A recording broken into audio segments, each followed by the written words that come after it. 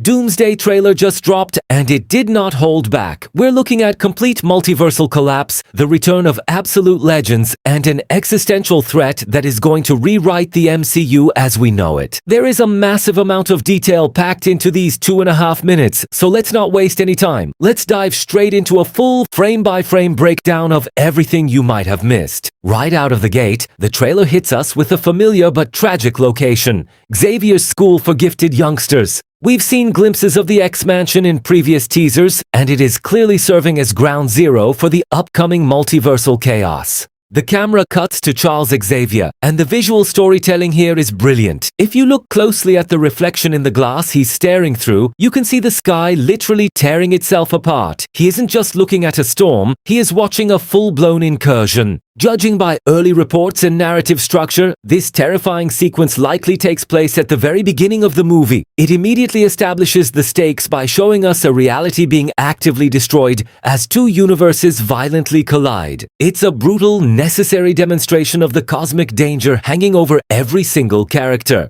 Rolling right off that apocalyptic opening, we get the undeniable money shot of the trailer, our first substantial look at Doctor Doom. We hear the commanding, heavily accented voiceover, but it's the armor that completely steals the show. It looks absolutely stellar and incredibly faithful to the comics. The imposing metal plating, the green cloak, everything. Even though you can tell some of the visual effects are still being fine-tuned before the final release, the sheer presence of the character in motion is enough to build massive hype. A quick detail to note, this specific armor design closely matches the primary promo materials we've seen so far. Doom is a character famous for constantly upgrading his tech. Seeing this highly polished advanced suit suggests this scene actually takes place a little deeper into the film's timeline. We are almost certainly going to see a progression of his armor leading up to this final terrifying look. Moving right along, we get a gorgeous establishing shot of the new Avengers Tower. The rebranding is sleek, and the new placement of the iconic A distinctly separates it from the old Stark era.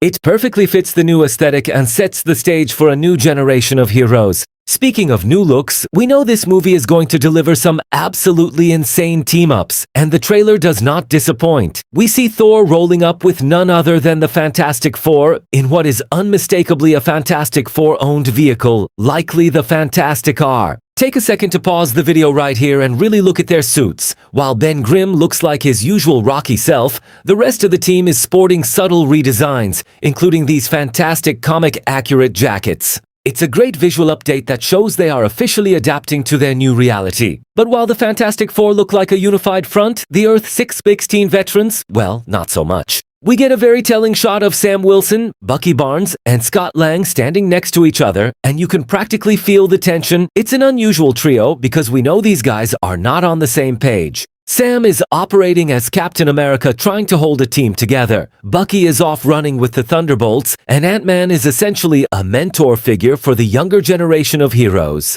They are fractured, representing completely different factions. This is exactly why Thor is the one at the front of the room, delivering a massive reality check speech. He clearly understands the multiversal threat of Doctor Doom and the incursions better than anyone else present. How does he know all this? My working theory is Loki. Given Loki's massive multiversal oversight, it makes perfect sense that he found a way to warn his brother about the larger plan and the cosmic danger heading straight for them. Because of that massive threat, old rivalries have to be put on ice. We see a tense summit where Wakandan forces, led by Shuri and M'Baku, confront Namor. They are clearly trying to reason with him, essentially saying, look, the world is ending, we need to put our blood feud aside and get to work. And can we talk about Namor's outfit for a second? He is rocking a heavily comic-accurate look here, complete with the classic blue aesthetic, and it translates beautifully to live action. They are going to need every single Talakanil soldier they can recruit, because the back half of this trailer proves that the war is already on their doorstep. As if the tension wasn't high enough, the trailer shifts into absolute overdrive. We see Chris Hemsworth's Thor fully charged and ready to go to war, staring down Doctor Doom across a desolate, ruined battlefield. We'll get back to the sheer scale of Doom's power in a minute, but first, we need to talk about the mutants. Cyclops is finally here,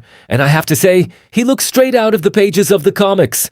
To everyone watching across the States and the UK who has been waiting years for a proper mutant rollout, this is exactly what we've been asking for. for. It's the perfect adaptation of his classic visor and suit, and the visual of him firing optic blasts amidst the chaos is just incredibly satisfying. But the mutant action doesn't stop there. The trailer delivers a massive showdown that has been rumored for months, Shang-Chi taking on Gambit. From the brief flashes we get, this fight is going to be an absolute visual masterpiece, combining martial arts and kinetic energy with both heroes pushing their abilities to the absolute maximum. It's exactly the kind of unexpected cross-universe clash you want in a movie this big. Then the trailer hits us with one of its biggest mysteries, a quick low-key shot of a hand holding a TVA card. Now the camera work here is deliberately tricky. Marvel loves to lie to us in these trailers. I actually tried breaking this frame down earlier, mapping out the blocking with my usual thick outlined stick figure sketches just to piece the clues together, and the consensus is clear. This is Steve Rogers holding the card. The prevailing theory, backed by recent reports, is that Loki shows up to Steve and Peggy Carter's quiet, alternate timeline home to deliver a grim message: the multiverse is collapsing and we need you. This brief shot feels like the exact setup for Steve being pulled out of retirement. Heading into the final stretch of the footage, the pacing really ramps up, showing various factions not just meeting, but brawling. We get this incredible sequence featuring Yelena Belova. Mr. Fantastic is standing right behind her as she squares off against Mystique, and in classic Mystique fashion, she shifts mid-fight, turning into an exact duplicate of Yelena for a brutal mirror match.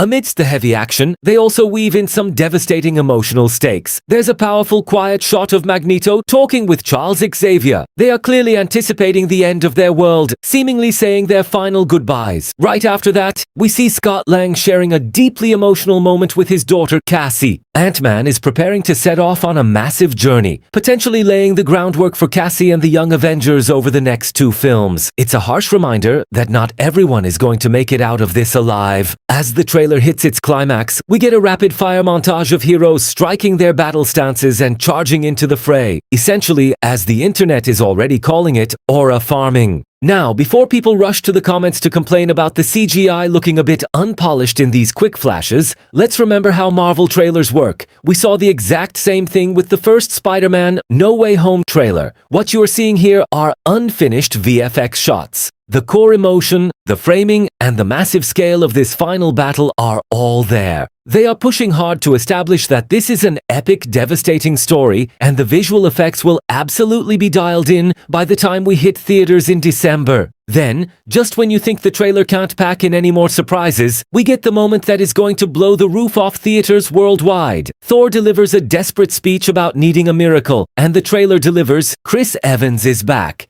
He steps out of the shadows, and to immediately silence any fan theories about him being a Skrull, a variant, or an imposter, he does the one thing only Steve Rogers can do. He effortlessly summons Mjolnir to his hand, leaving Thor absolutely speechless. It's a flawless, crowd-pleasing reveal that instantly raises the emotional stakes of the entire movie. But the hype doesn't stop there, because the trailer saves its most terrifying statement for the very end. The final shot gives us the showdown we've all been waiting for. Thor going head-to-head with Dr. Doom. Thor swings Stormbreaker, the legendary axe that literally overpowered the Infinity Gauntlet and killed Thanos with everything he has. And Dr. Doom just stops it with minimal effort. It is a chilling display of raw power. It immediately establishes that Doom is not just another villain. He is a multiversal god-level threat that makes Thanos look like a warm-up. This one shot completely sets the tone and leaves you desperate to see how our fractured heroes could possibly survive this. Overall, for a first official teaser, this trailer flows flawlessly. It gives us just enough of the overarching plot while holding back the major narrative secrets. They are actively leaning into the mystery, raising massive questions,